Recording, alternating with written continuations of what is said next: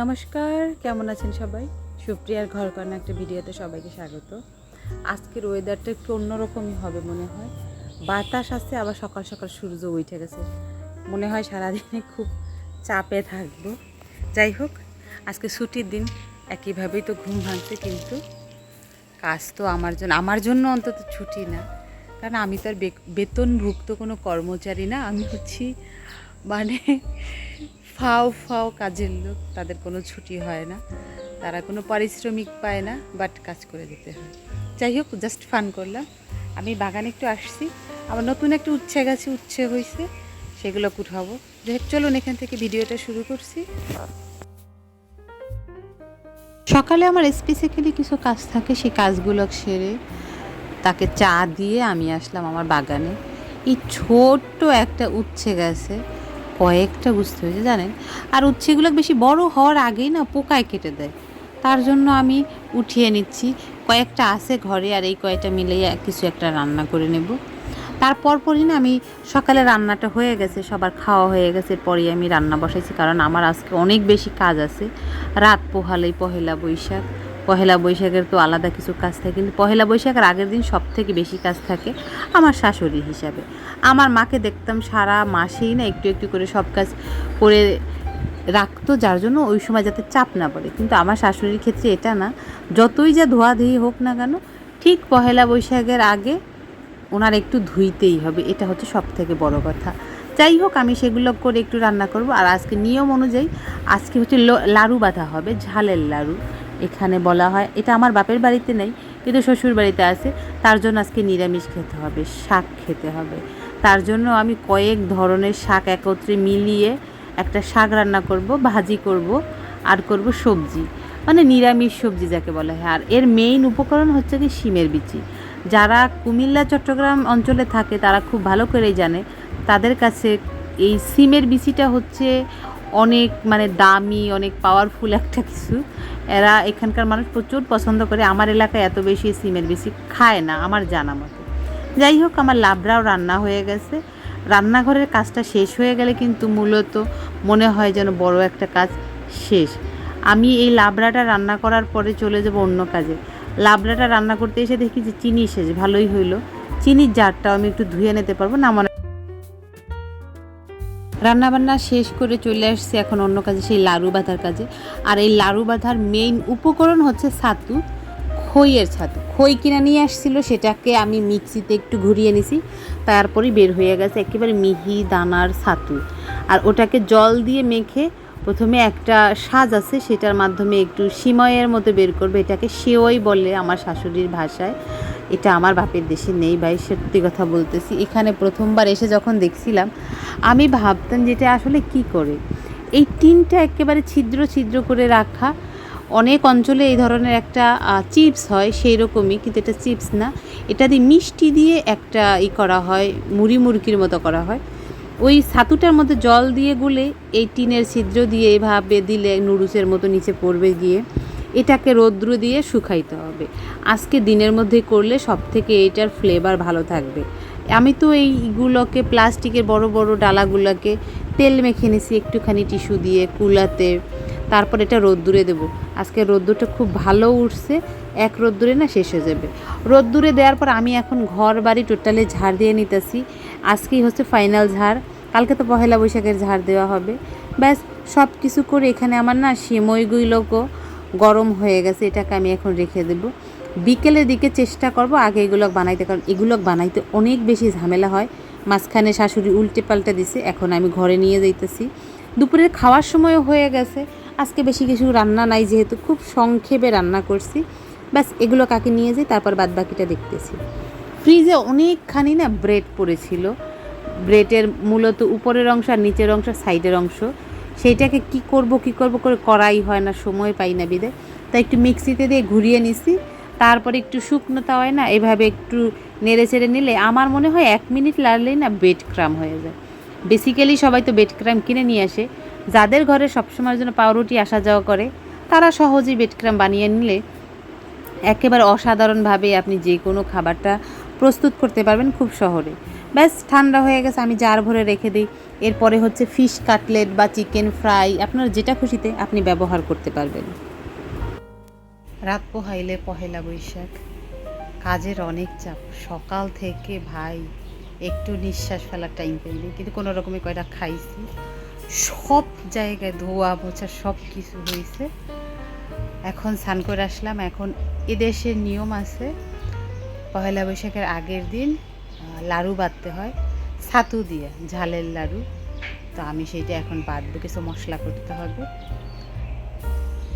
এটা আমার বাপের বাড়িতে নেই, এখানকার নিয়ম আছে তাই করি। তাছাড়া আর কি, কিছু দুর্বার উঠাবো, তারপরে বাদ বাকি কাজ করবো। জানেন পেটের মধ্যে তো সুসোতে ডান মারতেছে, তার জন্য আগে খেয়ে নিই। কচু ভাজি করছি, শাক, লাবড়া আর চাটনি, টক, এসব তো হতেই হবে। একটু কচুরলতিও রান্না করছি, নিজেদের বাগানের কচুরলতি। খাওয়া দাওয়ার পরে না আগে শুরু করছি বাজার গোছানো।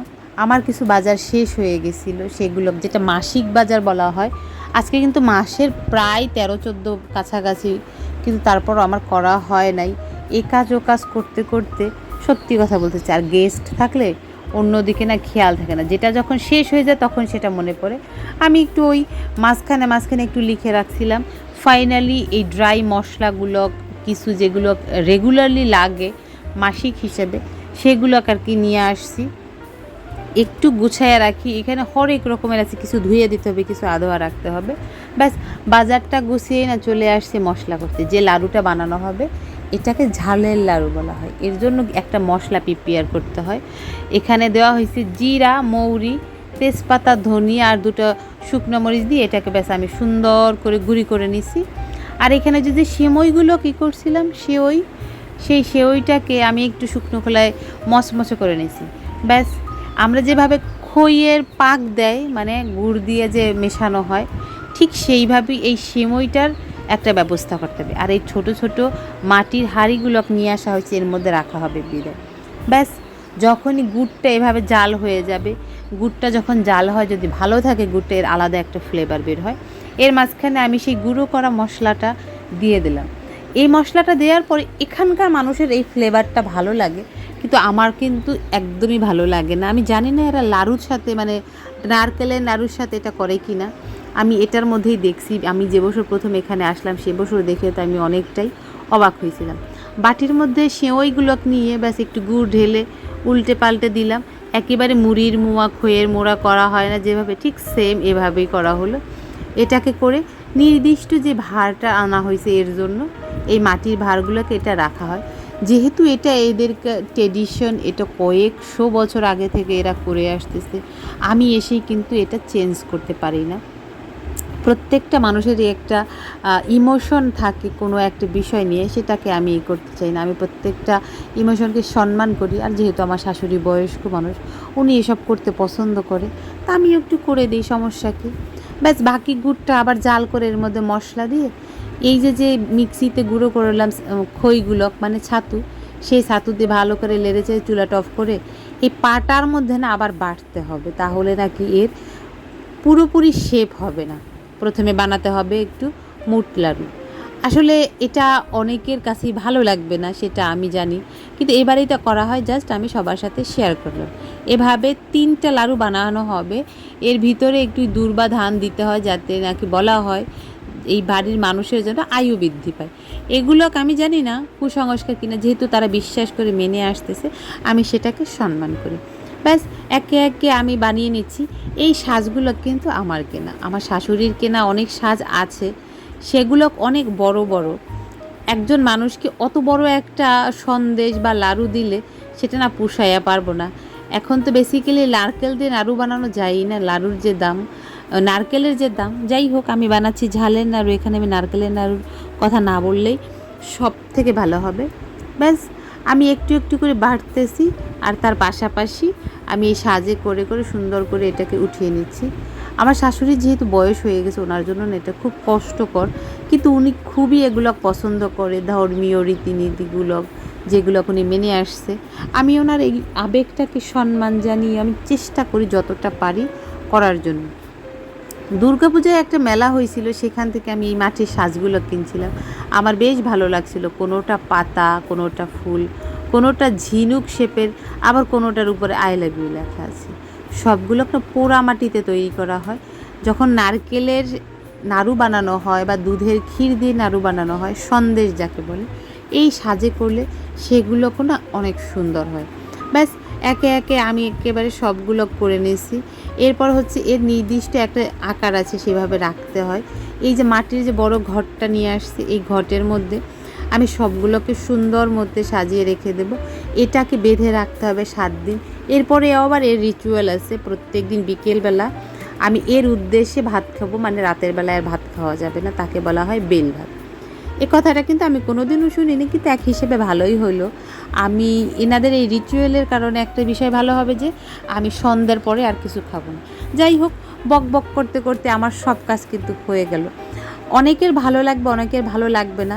প্রত্যেকের উপর আমি সম্মান রেখে বলতেছি, এটা প্রত্যেকেরই একটা ব্যক্তিগত ব্যাপার থাকে। আমি এই বিষয় নিয়ে কোনো কমেন্ট করতে চাই না। যাদের ভালো লাগবে তারা অবশ্যই দেখবেন, আর যাদের ভালো না লাগবে তারা স্কিপ করতে পারেন। যাই হোক, চলুন তাহলে ভিডিওটা আজকের মতো এখানেই শেষ করছি। যদি ভালো লেগে থাকে তাহলে অবশ্যই একটা লাইক করে দেবেন, আর ভিডিও সম্পর্কে কিছু জানার থাকলে অবশ্যই কমেন্ট করে জানাবেন। সবাই সুস্থ থাকবেন, ভালো থাকবেন, সাবধানে থাকবেন। দেখা হবে পরবর্তী আরও একটা ভিডিওতে। ততক্ষণের জন্য সবাই ভালো থাকবেন।